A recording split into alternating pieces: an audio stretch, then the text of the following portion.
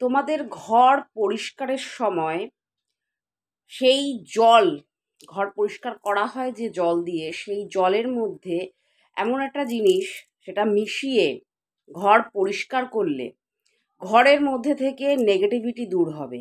যদি কোনো কুনজর থেকে থাকে সেটা দূর হবে এবং অর্থনৈতিক সমৃদ্ধি আসবে। সেই জিনিসগুলো কি কি? বৃহস্পতিবার দিনকে তোমরা ঘর মোছার জলে অল্প একটু হলুদ দিয়ে ঘর মুছতে পারো, খুব ভালো।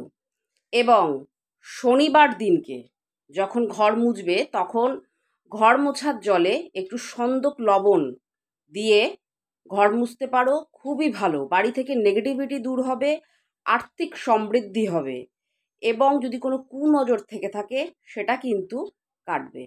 এটা প্রত্যেকে করতে পারো।